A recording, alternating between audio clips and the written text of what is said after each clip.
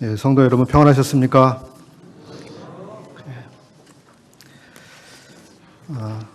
저는 이번 한 주간 조금 어려운 날들을 보냈습니다. 월요일부터 시작된 감기가 일주일 내내 괴롭게 해서 아주 좀 힘든 시간들이 됐습니다. 성도님들께서도 많은 코로나나 감기 때문에 좀 걱정들이 계실 것 같습니다. 주님께서 또 우리의 건강을 돌봐주시기를 바랍니다.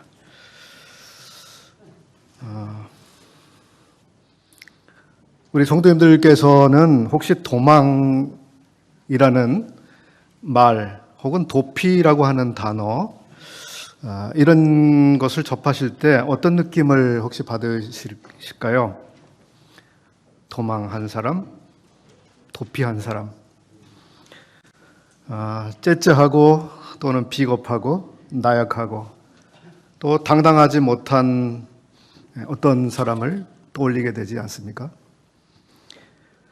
힘센 자 앞에서 자기를 숨기고 또 정의롭지 못한 일을 하고 숨어버리고 마땅히 책임을 져야 하는 그런 상황에서 회피하는 것과 같은 부정적 이미지들이 함께 떠오르게 되죠.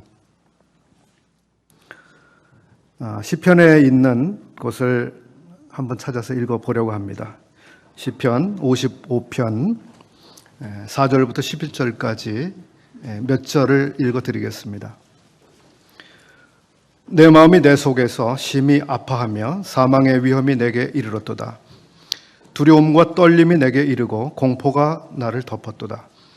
나는 말하기를 만일 내게 비둘기같이 날개가 있다면 날아가서 편히 쉬리로다. 내가 멀리 날아가서 광야에 머무르리로다. 8절 내가 나의 피난처로 속히 가서 폭풍과 광풍을 피하리라 하였도다. 내가 성 내에서 강포와 분쟁을 보았사오니 성 중에는 죄악과 재난이 있으며 악독이 그 중에 있고 압박과 속임수가 그 거리를 떠나지 아니하도다. 이 시는 다윗의 시입니다. 지난 수요일 우리가 사무엘상 말씀을 들었습니다만 그때도 우리가 알게 됐습니다. 다윗의 삶에는 쫓겨다니고 숨는 이런 일이 참 많이 있었습니다. 숨막히고 불안한 경험들 속에서 그의 삶의 많은 부분들이 흘러갔습니다. 끝없이 도망하는 삶을 그가 살았던 건 아닌가 할 정도로 생각되기도 합니다. 저는 도망자라고 하는 말을 들을 때 가장 먼저 떠오르는 배우가 있습니다. 해리슨 포드라고 하는 배우인데요. 그가 출연했던 영화 가운데 도망자라는 영화가 있었습니다. 멀쩡한 사람이 어느 날 자기 아내를 죽인 살인범으로 혐의를 받게 됩니다. 도망다니는 신세가 된 상황을 주요 줄거리로 다루고 있는데요. 이 사람은 알리바이나 정황상 범인으로 특정되기에 너무 불리한 그런 상황 속에 있었습니다.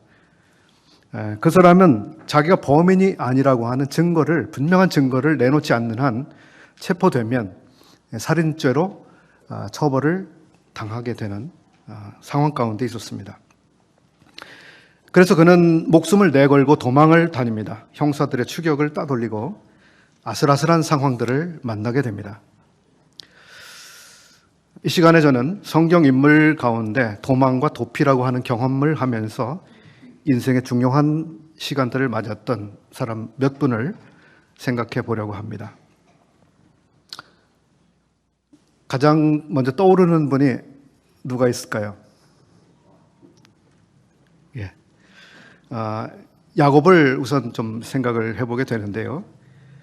야곱의 삶에서 저는 그의 첫 번째 도망과 두 번째 도망 사건을 생각해 보려고 합니다. 첫 번째 도망은 창세기 25장 그리고 27장에서 우리가 보게 되는데요. 시간 관계상 본문은 보지 않고 그냥 쭉 이야기를 이어가겠습니다. 35장 1절에서 이런 말씀을 하고 있습니다. 내가 내 형 에서의 낯을 피하여 도망하던 때라고 말씀하면서 이제는 돌아가도 된다라고 하는 메시지를 하나님이 주시는데요. 야곱은 자기 형 에서의 낯을 피해서 도망했던 첫 번째 도망 경험을 가지고 있었습니다. 왜 그렇게 됐죠? 그는 비열한 사기꾼으로 이름을 떨쳤죠. 하필이면 자기 형에게 돌아갈 권리를 가로채는데 성공합니다. 그 결과 분노한 형의 피비린내가 나는 복수를 당할 처지가 됩니다. 그는 안락한 아버지와 어머니 집을 떠나서 두렵고 외로운 도피의 길을 할 수밖에 없었습니다. 야곱의 입장에서 생각해보는 형 에서는 좀 멍청한 사람이었죠. 자기 삶에서 무엇이 중요하고 무엇이 더 가치로운지를 볼 수 있는 지혜가 자기 형에게는 없었습니다. 자기에게는 분명히 보였는데요. 설령 형이 그렇다 하더라도 동생 야곱이 행한 행동은 도덕적으로 비판받을 만한 그런 일임에 틀림이 없었습니다. 그런 도덕적으로 비난을 받을 만한 동생 야곱, 그가 도망을 했는데요. 하나님께서는 그의 길에 동행을 해주셨습니다. 우리들 역시 도덕적으로 남들보다 더 우월하기 때문에 하나님께서 우리 삶에 동행해 주시는 것은 아니라고 생각됩니다. 우리도 야곱을 닮은 구석이 얼마나 많이 있습니까? 비판받을 만한 잘못을 얼마나 많이 합니까? 야곱의 두 번째 도망 사건은 31장에서 나오고 있는데요. 첫 번째는 자기 목숨 때문에 그 어머니가 도망하라고 하는 조언에 의해서 도망이 시작됐습니다마는 이 두 번째 도망은 하나님의 지시에 의한 것이었습니다. 물론 하나님께서는 야곱에게 라반으로부터 몰래 도망하라고 말씀하신 적은 없었습니다. 그저 이제 네가 돌아갈 때가 됐다라고 말씀을 하셨던 거죠. 그러나 야곱은 이제 두 번째 도망을 준비해서 도망을 하게 됩니다. 왜냐하면 야곱이 20년 동안 경험한 자기 삼촌 라반은 자기를 순순히 보내줄 사람으로 생각이 되지 않았던 것이죠.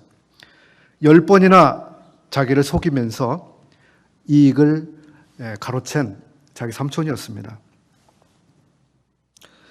부당하게 대해온 삼촌, 불량한 사람이라고 하는 생각, 그것이 야곱으로 하여금 자기 삼촌 라반을 몰래 떠나게 만드는 그런 결과를 만들어낸 것 같습니다.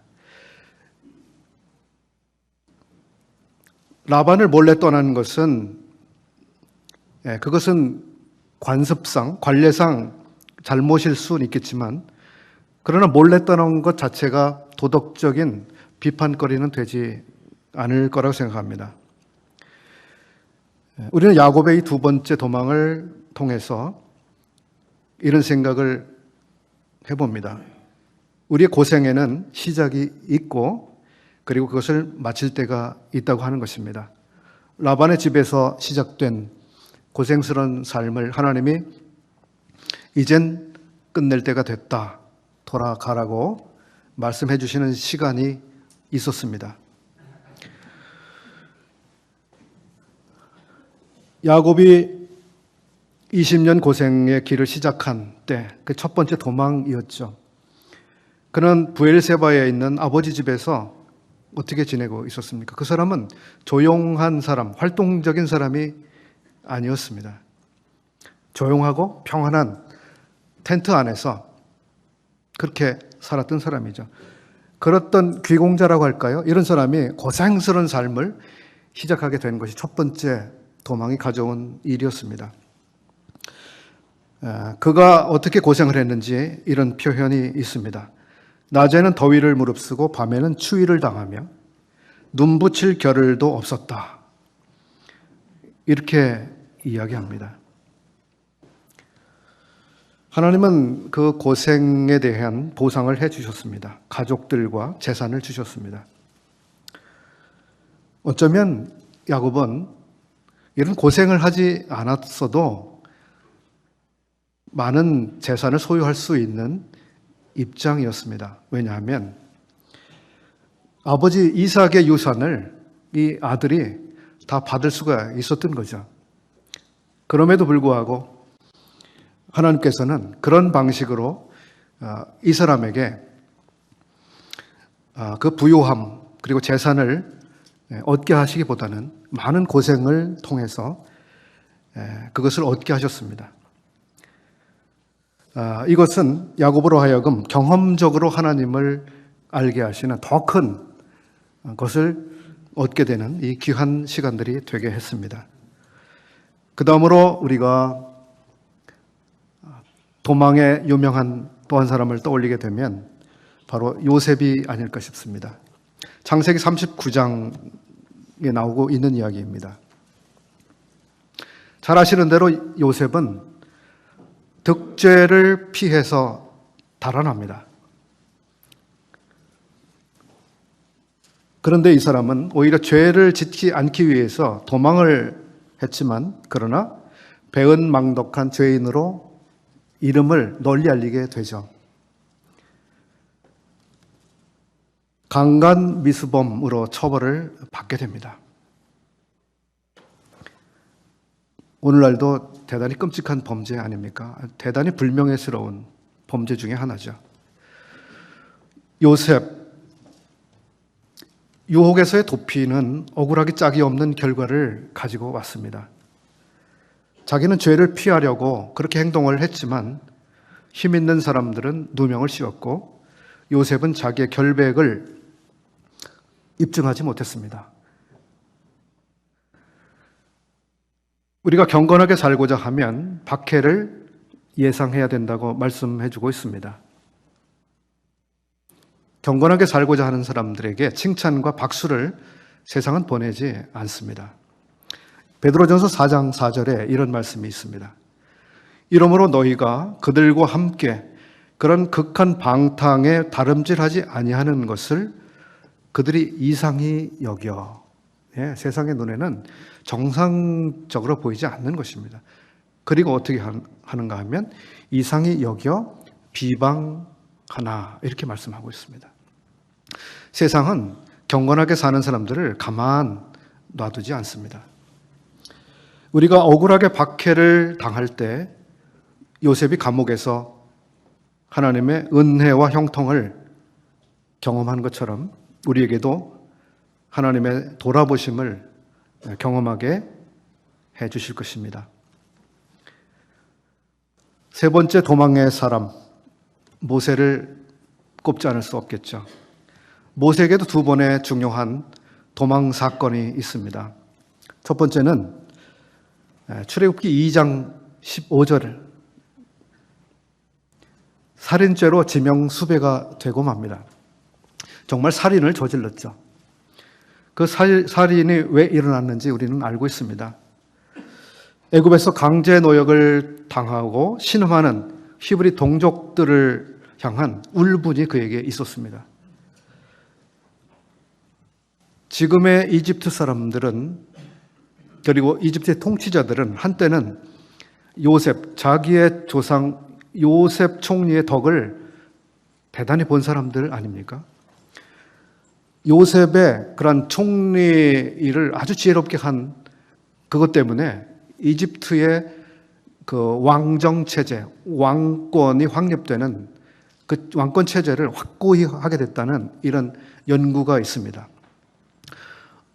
요셉은 애굽 사람들의 기근 문제를 해결했을 뿐만 아니라 이 왕권을 확립하는 데 대단히 중요한 역할을 했던 거죠. 그런 덕을 본 이집트 사람들이 그걸 모두 다 잊어버렸습니다. 히브리인들은 종이 됐습니다. 학대를 받고 있었습니다. 이건 전후를 생각해 볼 때 정당하지 않은 일이었죠. 모세는 이집트 폭정에서 자기 동족을 구해내고 싶어 했습니다. 자기의 지위나 권력으로 그것이 가능할 것이라고 생각했습니다. 그렇지만 그건 오산이었죠. 거대한 힘 이집트로부터 자기 백성을 구해내는 그러한 일은 하나님이 행하시지 않으면 되지 않는 불가능한 일이었습니다. 그럼에도 모세는 자기가 그걸 할 수 있다고 생각했던 시기가 있었습니다. 한마디로 신앙의 초보에 머물러 있었습니다. 문제를 어떻게 풀어가야 되는지 신앙적 경험, 학습이 되어 있지 않았습니다. 우리도 그런 실수들을 참 많이 합니다. 그리고 실수를 하면서 하나님을 배워갑니다. 우리 앞에 주신 사명들이 있습니다.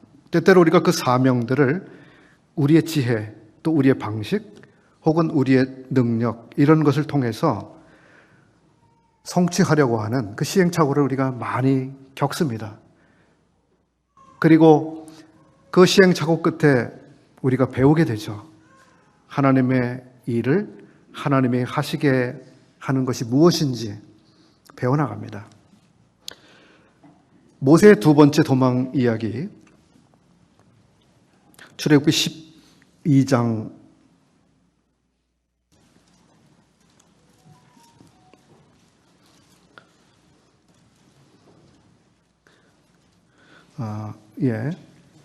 12장 33절에 보면 여기는 보낸다라고 말해지고 있고요. 12장 39절에서는 쫓겨난다고 말해지고 있습니다. 12장 41절에서는 나왔다고 표현하고 있고요. 12장 42절에서는 인도하여 내셨다고 표현하고 있습니다. 출애굽에 대한 표현이 이렇게 다양하게 나타나고 있습니다. 히브리 사람 전체에 대해서 그들의 출애굽, 우리가 출애굽이라고 하는 사건을 이집트의 그 집권자들은 그들을 내보내는 이런 식으로 생각을 하고 있었죠. 그리고 그들은 그들의 입장에서 보면 쫓겨나는 사람들이었죠. 하나님 입장에서 보면 그들을 인도해 내신 것이었고요.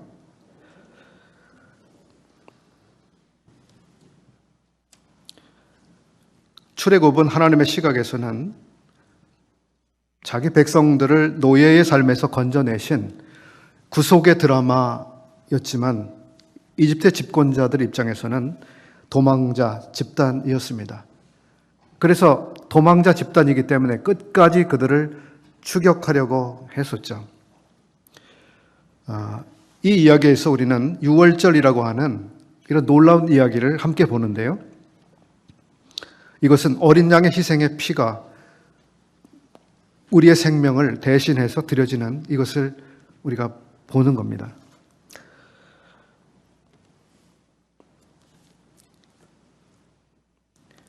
이러한 두 번째 도망 이야기에서 여기서 우리는 하나님의 거창한 드라마를 봅니다. 민족 전체를 사람의 손을 빌리지 않고 하나님의 방법대로 놀랍게 구출해내시는 이것을 우리가 보죠.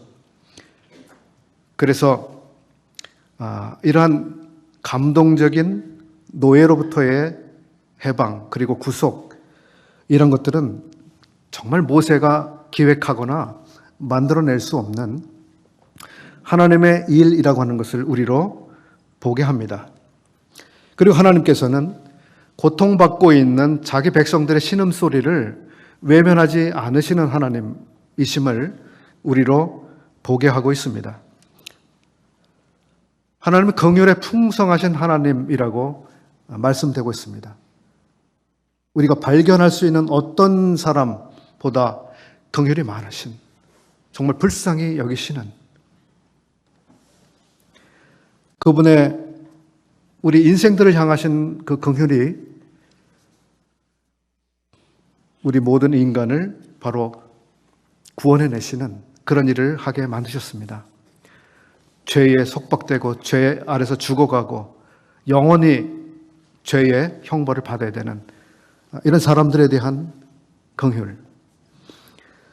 모세의 그 두 번의 도망 사건이 갖는 의미를 저는 이렇게 정리를 좀 해보려고 하는데요. 첫 번째 도망 속에서 모세는 40년 동안 하나님을 배웁니다. 어디서요? 광야에서 배웁니다. 두 번째, 그 40년 동안 모세가 배운 것은 겸손, 온유, 그리고 하나님의 능하신 손길을 그가 배운 것이죠. 두 번째 도망 사건에서 다시 한번 40년 동안의 시간이 갑니다. 이때도 모세는 함께 나온 백성들과 함께 하나님을 배우는 그런 시간을 보내게 됩니다. 이번엔 어떤 하나님을 그가 배웠을까요? 하나님의 백성들 가운데 계시는 그 하나님, 백성들과 함께 하시길 원하시는 그 하나님을 그가 배웠습니다. 그리고 그 하나님이 얼마나 거룩하신 분인지를 그가 배웠습니다. 하나님에게서 거룩이라고 하는 그것을 빼놓으면 하나님은 하나님이 되시지 않습니다.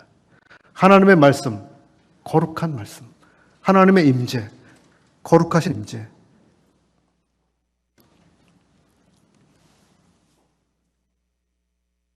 하나님의 사랑, 거룩한 사랑,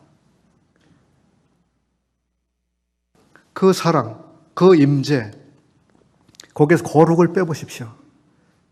하나님과 사람이 어떤 차이가 있습니까?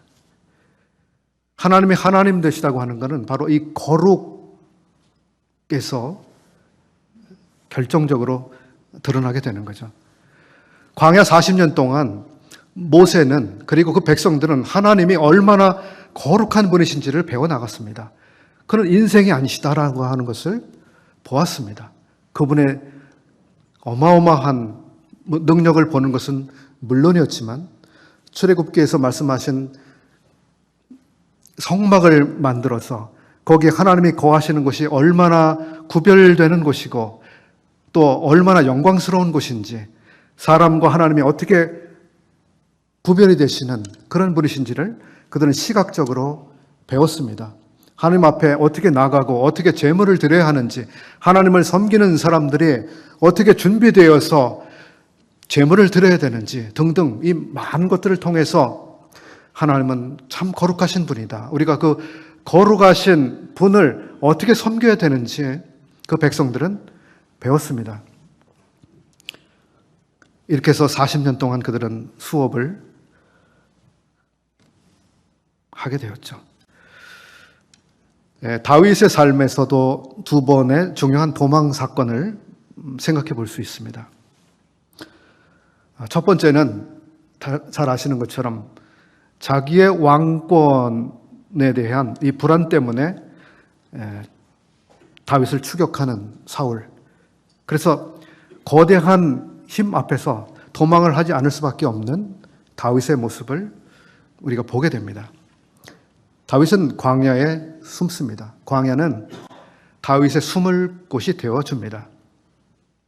적막하고 외롭고 그런 곳 광야죠.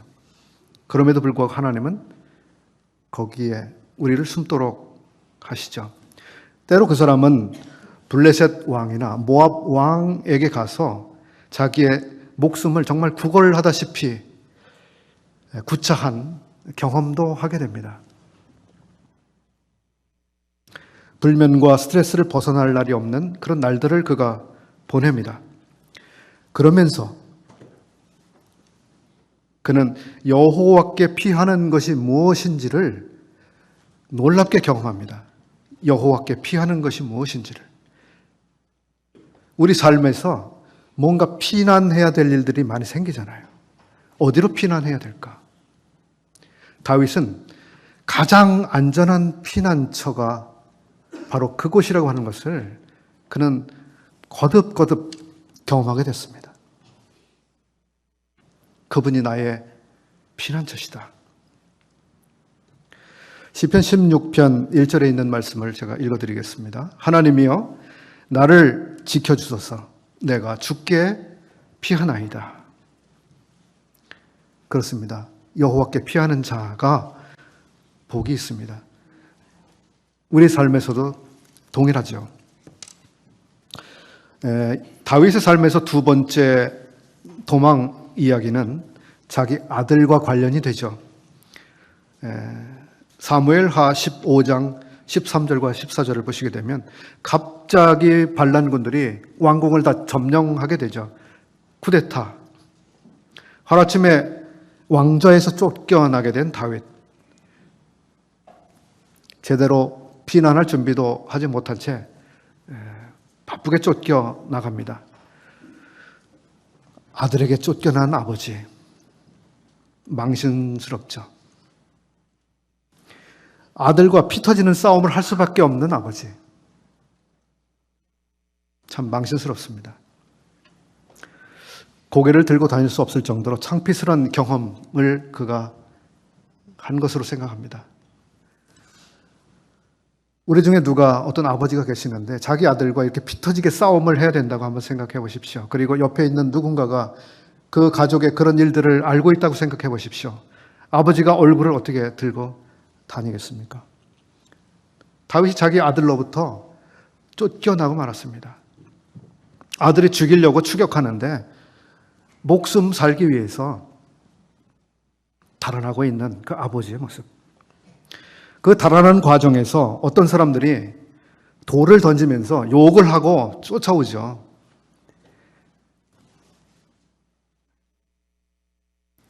하나님께서는 이 반란을 직접 이제 끝나게 해주셨습니다. 왕위를 다시 회복하고, 그리고 다윗은 왕권을 다음 사람에게 잘 물려주는 데까지 그렇게 자기 삶을 끝까지 잘 감당합니다. 다윗은 자기 앞에 있는 이 고통스러운 경험들, 그 시간을 잘 인내한 사람이 되었습니다. 저는 이 다윗의 인내와 오래 참음에 대해서 욥의 버금가는 경험자라는 생각이 듭니다. 어떻게 그걸 참아낼 수 있었을까?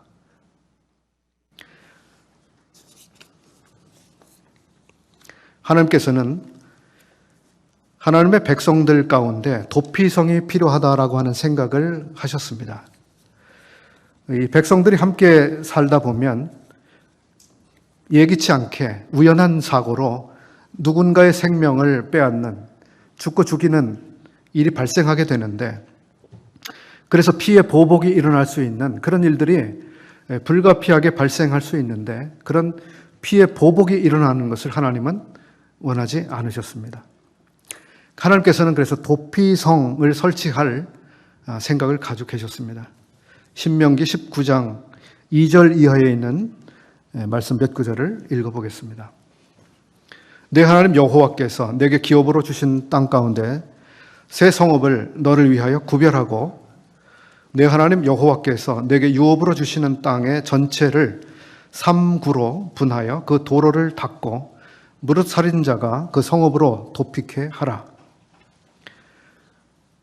그리고 6절 보겠습니다. 그 사람이 그에게 본래 혐원이 없으니 죽이기 합당치 아니하나 두렵건대 보수자의 마음이 뜨거워서 살인자를 따르는데 그 가는 길이 멀면 그를 따라 미쳐서 죽일까 하노라. 그러므로 내가 내게 명하기를 새 성읍을 너를 위하여 구별하라 하노라. 이스라엘에게 이 도피할 수 있는 성읍은 6군데가 있었습니다.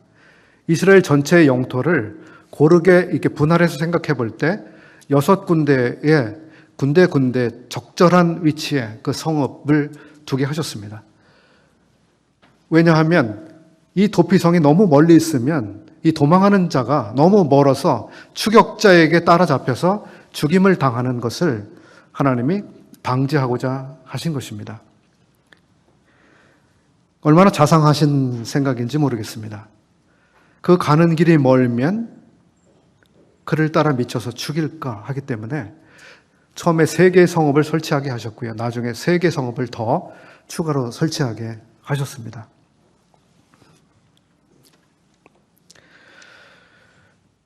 하나님께서는 살인자가 보복을 당하는 그런 것을 원하지 않으셨습니다. 그 도피성을 설치해서 안전지대를 만들어 놓으셨습니다. 사람을 죽인 거에 대한 대가를 지불해야 되잖아요. 그 사람의 공정한 생각이고 상식이고 합리적이지 않습니까? 처벌을 받아야죠. 살인을 저질렀는데. 그럼에도 불구하고 하나님께서 도피할 수 있는 그런 장소를 만들어 주셨습니다. 우리에게 우리 삶에서 경험되는 하나님의 도피성, 우리는 쉽게 아마 연관지어서 생각을 해보실 수 있을 겁니다. 우리가 마땅히 형벌 받아야 되는 그러한 자들이지만 우리로 하여금 안전한 곳에 도피해서 영원히 안전한 그 품에 우리로 거할 수 있게 해주셨습니다. 마지막으로 이제 성도들 앞에 있는 도망자의 삶을 좀 보려고 합니다. 우리 성도님들 도망하고 계신가요? 혹시 쫓기고 계신가요? 그래서 도망하지 않으면 안 되는 그런 삶을 혹시 살고 계시는지요? 히브리서 6장 18절 말씀을 찾아보겠습니다. 히브리서 6장 18절. 하나님은 거짓말을 하실 수 없기 때문에 그분이 하신 약속과 맹세는 절대로 변할 수 없습니다. 그러므로 우리 앞에 있는 희망을 붙들려고 피난처를 향해 가는 우리는 큰 용기를 얻습니다. 현대인의 성경 번역본으로 읽어드렸습니다. 우리는 피난처를 향해 가고 있는 사람들이라고 말씀하고 있습니다. 이 같은 장에서 아브라함도 앞에 있는 소망을 바라고 살았다고 기록되고 있습니다. 아브라함이 살고 있는 거기가 아니라 그는 장래에 자기가 거주하게 될 그 성을 바라보고 살았습니다. 우리도 완전하게 이루어질 구원을 바라보고 살고 있습니다. 우리는 영혼 구원이라고 하는 이 놀라운 구원을 받았습니다. 그렇지만 그 구원이 완전히 이루어진 구원이 아닙니다. 우리는 완성될 구원을 내다보고 살고 있습니다. 그 완성될 구원을 앞에 두고 우리는 끊임없이 피난자로서 이 피난처를 향해 가고 있는 사람들입니다. 무엇을 피해가고 있습니까? 무엇을 피해가고 있습니까? 이 히브리서에서 지금 말씀되고 있는 이 히브리 성도들은 바로 유대교로부터 나온 사람들인데요. 유대교에서 주님을 믿은 이 성도들을 얼마나 핍박하고 고생스럽게 했습니까? 재산들을 빼앗아 버리고요. 옥에 가두기도 하고요. 매를 맞기도 하고요.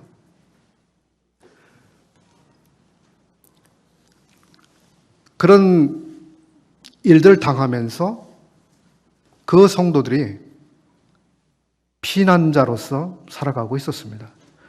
오늘 우리도 이 시대를 피난자로 살아가고 있습니다.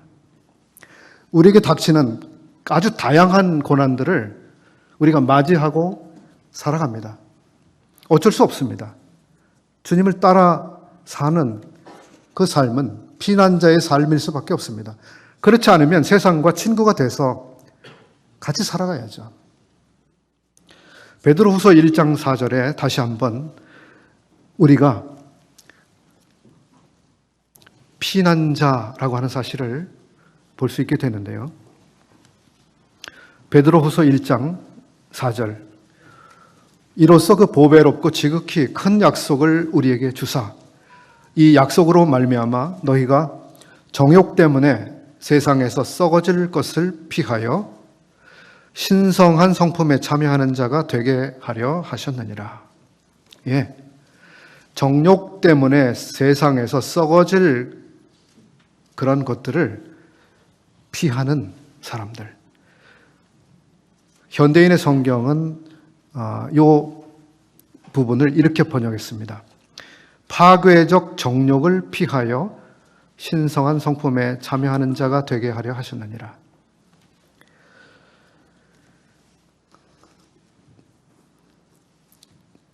우리를 둘러싸고 있는 세상, 그리고 세상의 가치관과 세상이 추구하는 것들과 세상에 즐거워하는 그 모든 것들은 모두 부패되고 많은 것들입니다. 시간이 가면 부패됩니다. 그리고 옆에 있는 사람을 다 부패시키는 것들입니다. 우리는 이 모든 부패케 하는 것들로 둘러싸인 이 속에서 그것들로부터 피해가는 그 삶을 살아가고 있습니다. 영원히 존재할 만한 것들을 추구하기 위해서 썩어져 갈 것들을 피해가는 그 삶을 살고 있습니다. 쉬운 일이 아니죠. 정말 어렵습니다. 얼마 전에 제가 TV를 우연히 보다가요, 강철 피구라는 것을 봤습니다. 강철 피구 혹시 아시는지요? 강철 부대라는 프로그램이 있었는데요. 우리나라의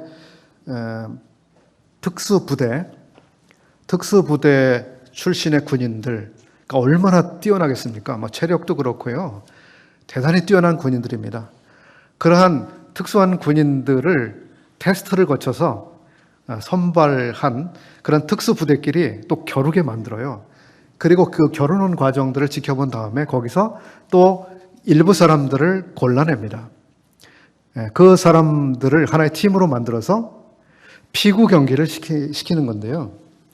다른 나라 팀, 그런 팀과 우리나라의 그 팀과 피구 경기를 시킵니다. 이게 강철 피구라는 것이었는데요.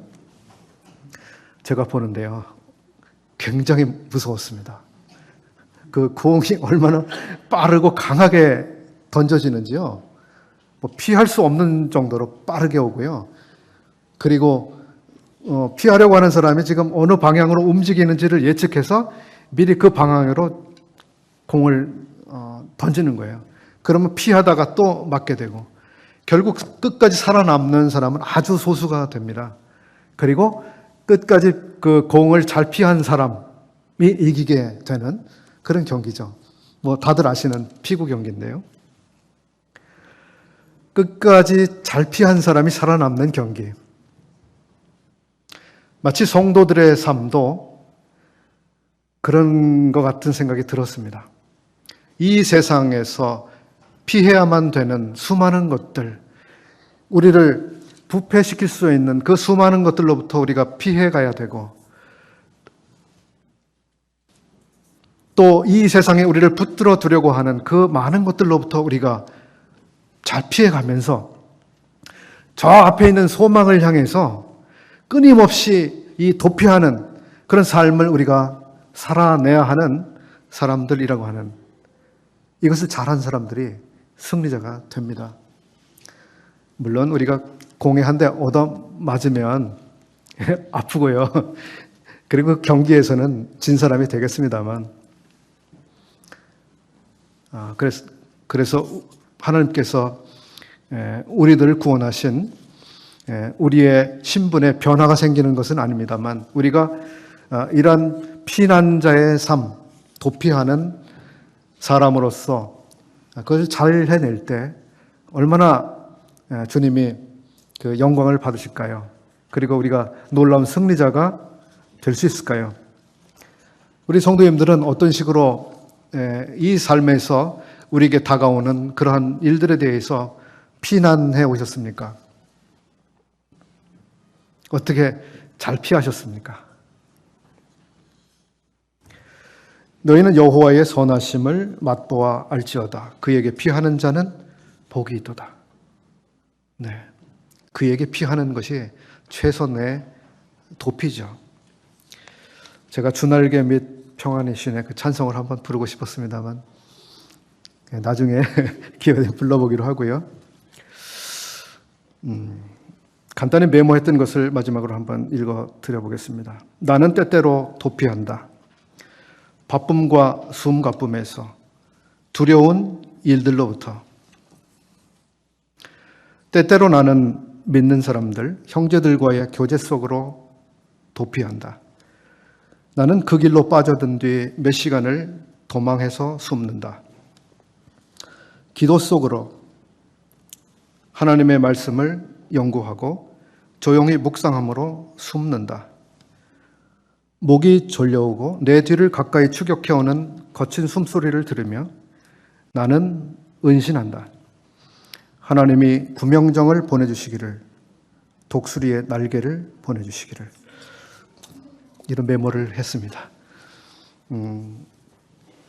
우리 삶에서 정말 주님께 피해야 되는 그런 일들이 많이 생기고요.